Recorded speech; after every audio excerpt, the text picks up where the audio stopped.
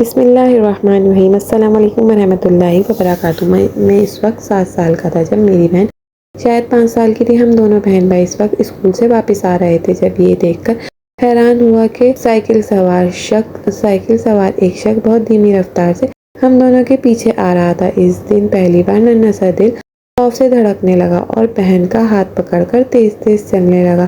بعد میں معلوم ہوا کہ وہ سائیکل سوار شخص تو دوستو آج یہ کہانی شاہد اور اس کی بہن نائلہ کی ہے، مگر اس کہانی کی شروعات شاہد اور نائلہ سے نہیں ہوئی تھی۔ کہانی کی شروعات ہوئی تھی ان کی ماں اور باپ کی زندگی سے، ان کی شادی سے۔ شاہد کی ماں جن کا نام شبانہ تھا وہ اپنے باپ کی لاڈلی بیٹی تھی۔ شبانہ کی باپ کی 2 ہی اولادیں تھیں۔ بڑا بیٹا تھا جس کا نام فاروق تھا اور فاروق سے 3 سال چھوٹی بہن شبانہ تھی۔ اس دور میں جب لڑکیوں کو پڑھانے لکھانے کا زیادہ رواج نہیں تھا، شبانہ کے باپ نے اسے BA تک تعلیم دلوائی تھی۔ حالانکہ خود شبانہ کا بھائی اس بات کے خلاف تھا، مگر اس کے باپ نے کسی کی ایک نہ سنی اور اپنی بیٹی کو تعلیم دلوائی۔ فاروق کی شادی ہوئی اور 2 سال بعد شبانہ کے والد نے اپنی بیٹی کے لیے رشتہ دیکھنا شروع کیا اور شبانہ کو بیاہ کر سلیم کے ساتھ رخصت کر دیا۔ مگر شادی کے 2 ماہ بعد ہی سلیم جوا کھیلنے لگا۔ سلیم ایک ہاتھ جھٹ انسان تھا، ذرا سی بات پر اس کا پارا ہائی ہو جاتا۔ وہ شبانہ کو دھک کے دیکھ رکھتا۔ پہلی بار جب سلیم نے شبانہ پر ہاتھ اٹھایا اس وقت شبانہ پہلے بچے کی ماں بننے والی تھی، باپ کی لاڈلی تھی۔ اسے یہ بات ناگوار محسوس ہوئی۔ فوراً اس نے والدین کے گھر کا رخ کیا، ساری بات اپنے باپ کے سامنے بیان کی کہ باپ کو بھی اس بات کا بہت برا محسوس ہوا کیونکہ آج تک اس نے خود اپنے بچوں پر ہاتھ نہیں اٹھایا تھا۔ اگلے ہی دن شبانہ کے باپ نے سلیم کو اپنے گھر بلایا اور اسے صاف الفاظ میں بتایا کہ دوبارہ میری بیٹی پر ہاتھ مت اٹھانا اور نہ ہی مجھ سے برا کوئی نہیں ہوگا۔ سلیم کو بھی اپنی غلطی کا احساس ہو گیا۔ اس نے سسر سے معذرت کی اور شبانہ کو اپنے ساتھ لے گیا۔ اس کو گلے کے معاملے کو ختم کیا۔ سلیم انسان بن جائے گا، مگر یہ بھی ایک غلط فہمی تھی۔ انسان کی فطرت کبھی نہیں بدلتی۔ شبانہ کا بیٹا پیدا ہو چکا تھا، زندگی پھر اپنی ڈگر پر روا تھی۔ شبانہ کا بیٹا شاہد 2 سال کا تھا اور وہ ایک بار پھر ماں بننے والی تھی، مگر وہ سلیم کی اس عادت سے تنگ تھی۔ وہ بہت ہی لاپرواہ انسان تھا۔ بیوی بیمار ہوتی تو گھر میں کھانے کو ہو یا نہ ہو کسی چیز کی کوئی فکر نہیں تھی۔ شبانہ اسے کئی بار دبے لفظوں میں یہ بات سمجھا چکی تھی کہ تم شادی شدہ ہو، بیوی اور بچے والے ہو، میرا نہیں، کم از کم اپنے بچوں کا خیال رکھو، وقت پر گھر واپس آیا کرو، ان کی ضرورت کا خیال رکھو کیونکہ تم ان کے باپ ہو۔ مگر سلیم ایسا ڈھیٹ انسان تھا کہ اس بات کا ایک کان سے سنتا اور دوسرے کان سے نکال دیتا۔ اسی دوران شبانہ نے بیٹی کو جنم دیا۔ گھر میں افراد بڑھ رہے تھے جبکہ سلیم توجہ نہ ہونے کے برابر تھی۔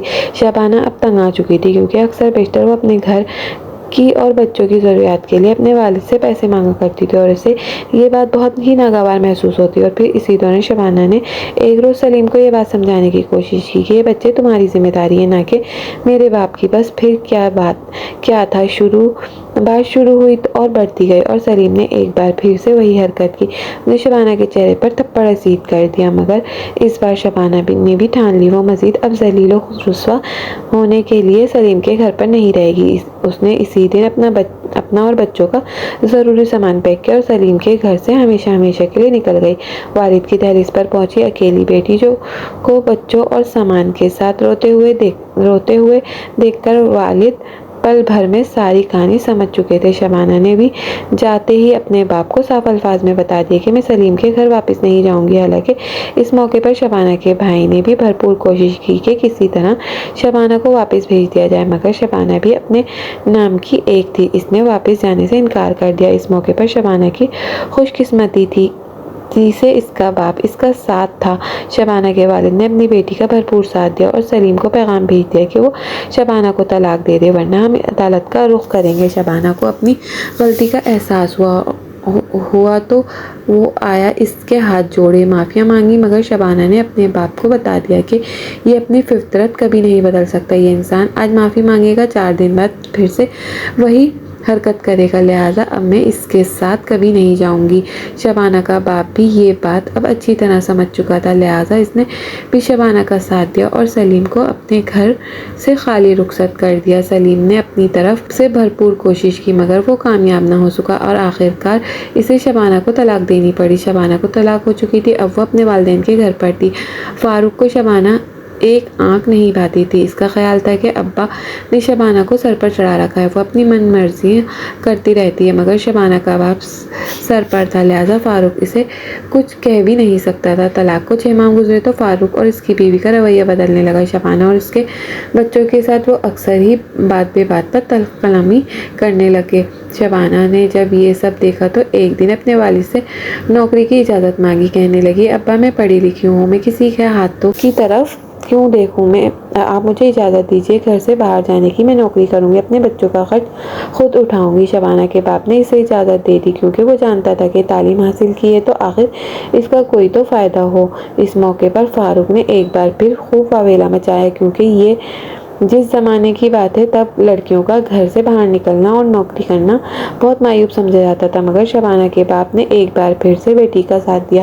شبانہ ایک پرائیویٹ اسکول میں بچوں کو پڑھانے لگی، اس کی تنخواہ اچھی تھی اور اب وہ اپنے بچوں کا خرچ خود اٹھاتی، اسے بھائی کے ہاتھوں کی طرف دیکھنے کی ضرورت نہیں پڑتی۔ اسی طرح وقت دھیرے دھیرے گزرتا رہا، شبانہ کے بچے بھی اسکول جاتے تھے۔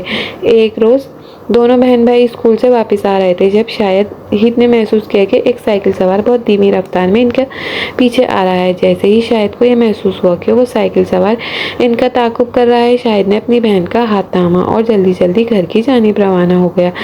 جاتے ہی اس نے ماں کو یہ بات بتائی۔ شبانہ نے اگلے دن ہی نظر رکھنا شروع کر دی اور پھر جلد ہی بچوں کو یہ بات معلوم پڑی کہ وہ سائیکل سوار جوان ان کا تعاقب کرتا ہے وہ ان کا باپ ہے سلیم، کیونکہ جس وقت شبانہ نے اپنے شوہر کا گھر چھوڑا تھا اس وقت شاہد 3 سال کا اور نائلہ 1 سال کی تھی، اور جب بچے بڑے تھے اسکول جا رہے تھے مگر وہ باپ کو پہچانتے نہیں تھے۔ کہنے کو تو شاہد 7 سال کا تھا مگر اسے جیسے یہ علم ہوا کہ وہ سائیکل سوار ان کا باپ ہے، شاہد کے دل میں نفرت کا ایک طوفان سا امڑ آیا کیونکہ وہ اپنے ماموں ممانی کے برے رویے دیکھ چکا تھا اور اپنی ماں کو اکثر راتوں میں تنہا روتے ہوئے دیکھ چکا تھا۔ وہ یہ بات سمجھتا تھا کہ اس کی ساری تکلیفوں کے پیچھے اس کے باپ کا ہاتھ ہے۔ اب اکثر سلیم ان کے پیچھے آنے لگا، راستے میں بچوں کو روک کر ان سے مل بھی لیتا۔ نائلہ باپ سے اچھے طریقے سے مل لیتی مگر شاہد کے ماتھے پر ہمیشہ بل پڑے رہتے، وہ باپ سے نفرت کرتا۔ وقت یوں ہی دھیرے دھیرے گزرتا رہا، بچے جوان ہوتے گئے۔ شاہد اس وقت 10ویں جماعت کا طالب علم تھا مگر اپنے باپ کو دیکھنے کے لیے وہ الٹی حرکتیں کرنے لگا۔ اکثر باپ کو ملنے جاتا تو ہاتھ میں سگریٹ سلگا کر پکڑ لیتا، صرف باپ کا دل جلانے کے لیے۔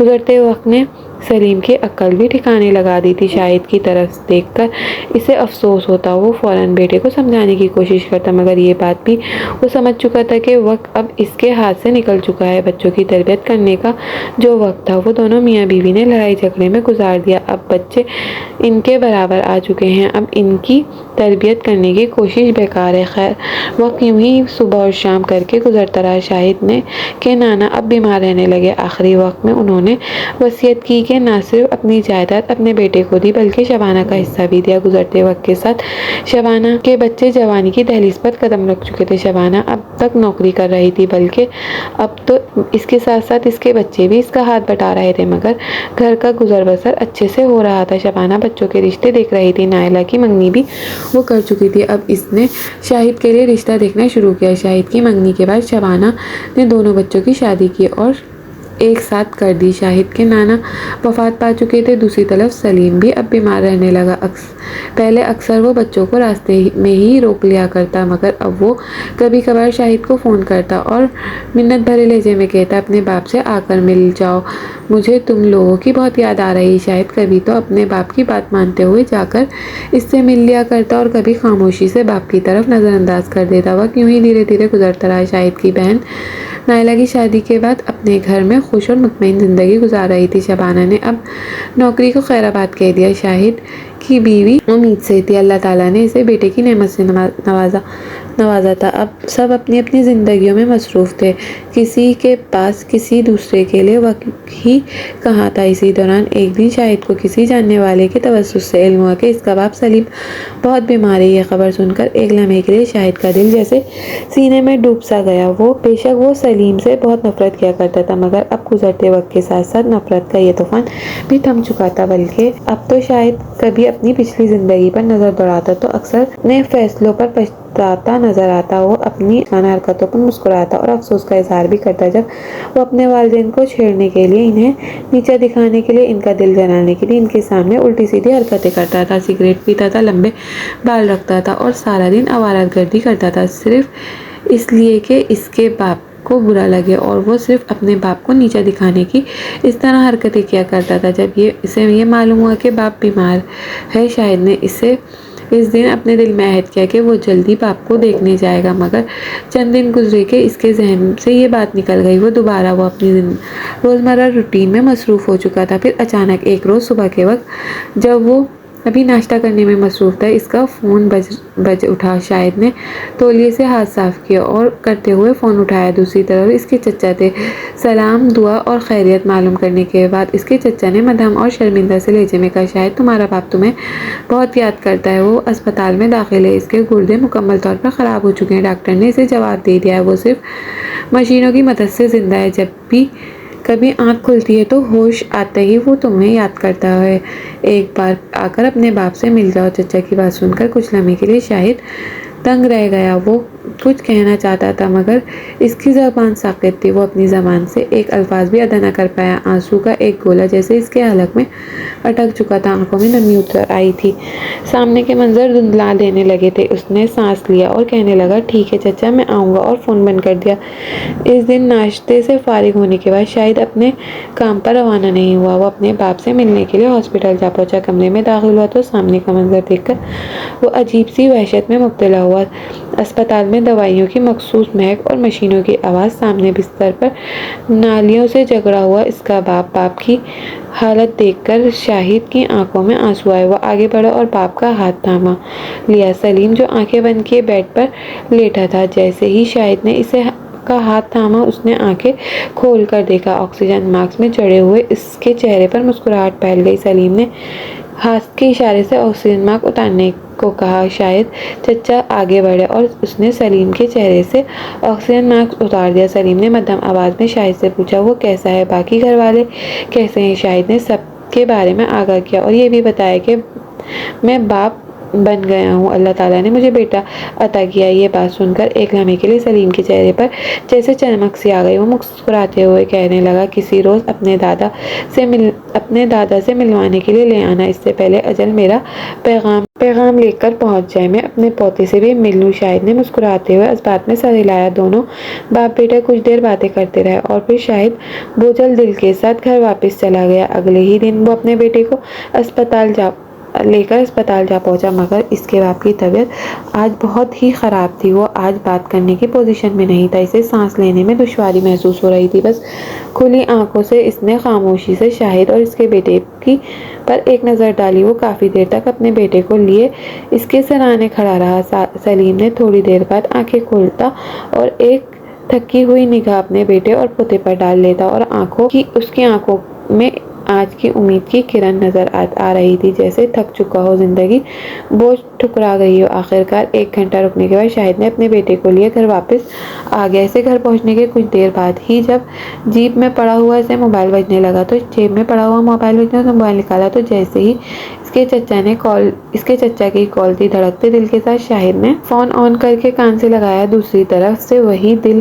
دہلا دینے والی خبر اس کی منتظر تھی جس کا اسے خوف تھا۔ شاہد کے چچا نے اسے بتایا، تمہارا باپ یہ دنیا چھوڑ کر چلا گیا، اب ہم اسے گھر لے کر جا رہے ہیں، جنازے کا وقت بھی بتا دیا تھا۔ شاہد نے خاموشی سے فون بند کر دیا، دو آنسو اس کی آنکھوں سے نکلے اور چپ چاپ نیچے فرش پر گر کر جذب ہو گئے۔ صبح فجر کی نماز ادا کرنے کے بعد شاہد اپنے چچا کے گھر کا رخ کیا۔ جیسے ہی وہ گھر کے صحن میں داخل ہوا، صحن میں اس کا باپ سفید کفن اوڑھے سکون کی نیند سو رہا تھا۔ پورا گھر رشتہ داروں سے بھرا تھا، ایک مجمع لگا ہوا تھا، ہر ایک کی آنکھوں میں آنسو تھے۔ شاہد چپ چاپ ایک کونے میں کھڑا اپنے باپ کی میت کی طرف دیکھتا رہا۔ گزری زندگی کے سارے مناظر اس کی آنکھوں کے سامنے چکرا رہے تھے۔ وہ اپنے باپ کی میت کی طرف دیکھتے ہوئے دل میں سوچ رہا تھا، یہ میرا باپ تھا، کاش یہ ہماری زندگی میں باپ کا کردار بھی ادا کرتا تو زندگی کتنے آرام و سکون سے گزر جاتی۔ دلوں میں یہ گلے شکوے اور نفرتیں پیدا ہی نہیں ہوتی۔ شاہد کو کونے میں کھڑا باپ کی طرف دیکھ رہا تھا اور چپ چاپ آنسو بہاتا رہا۔ کچھ دیر بعد لوگوں نے جنازہ اٹھانے کے لیے آگے بڑھے تو کسی نے بلند آواز میں پکارا، پوچھو سلیم کا بیٹا کہاں ہے؟ سب ادھر ادھر دیکھنے لگے۔ شاہد خاموشی سے سر جھکائے آگے بڑھا اور اللہ اکبر کی آواز بلند کرتے ہوئے اپنے باپ کی چارپائی کو کاندھا دیتے ہوئے قبرستان کی طرف لے جانے لگا۔ اس کے قدم من بھاری ہو رہے تھے، آنکھوں میں نمی تھی، منظر دھندلا رہے تھے۔ وہ بار بار ایک ہاتھ کی پشت اپنی آنکھوں کو صاف کرتا اور سوچنے لگتا، کاش ہم جھگڑوں کو اسی وقت گھر کے اندر ہی ختم کر لیتے، کاش میرے ماں باپ ٹھنڈے دل و دماغ سے ایک دوسرے کو سمجھنے کی کوشش کرتے، کیونکہ زندگی کے اتنے سال ایک دوسرے سے منہ موڑ کر گزار دیے اور آخری وقت میں اپنے باپ کو کاندھا دینا۔ وہ وہاں پہنچ چکا تھا تو کیا تھا اگر وہ جیتے جی ایک دوسرے کے لیے دل صاف کر لیتے۔ وہ بوجھل دل کے ساتھ قدموں کو گھسیٹتے ہوئے قبرستان کی طرف جا رہا تھا۔ ناظرین، مزید اس طرح کی سبق آموز کہانیاں سننے کے لیے ہماری ویڈیو کو لائک کریں، شیئر کریں، ہمارے چینل کو سبسکرائب کرنا مت بھولیں۔ شکریہ۔